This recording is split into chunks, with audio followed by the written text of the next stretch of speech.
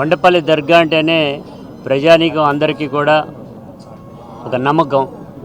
ఆ నమ్మకం ఈ దర్గాకి నాబోటి వాళ్ళు రావడానికి కారణం దివంగత ఎమ్మెల్సీ కరీమున్నీసా గారు బలవంతంగా తీసుకురావడం జరిగింది. అడుగుపెట్టిన తర్వాత ప్రశాంతమైనటువంటి వాతావరణం, ఇక్కడ జరిగేటువంటి దానిలో ఇతర యావగేషన్స్ అన్నీ కూడా మర్చిపోయి ఈ దర్గాలో వచ్చినప్పుడు ఉండేటువంటి విధానం మనం చూస్తున్నాం. ఆ తదనంతరం జరిగినటువంటి దీనిలో మేము అప్పుడప్పుడు కూడా ఇక్కడికి రావటం అనేటువంటిది, ఏదన్నా ఇక్కడ మొక్కుకున్నట్లయితే భోజనాలు చేసేటువంటిది ఇక్కడ జరుగుతూ ఉండేది. కోరినటువంటి కోరికలు తీరుతాయి అనేటువంటిది ఉంటుంది.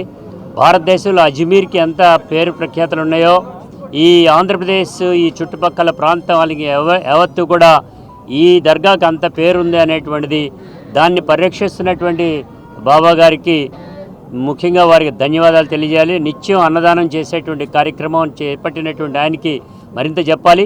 ఇంత పెద్ద కార్యక్రమాన్ని నిర్వహిస్తుంటే అజ్మీర్ నుంచి బాబా గారు ఇక్కడికి రావటం మన అందరికీ ఆశీస్సులు ఇవ్వటం అనేది జరిగింది.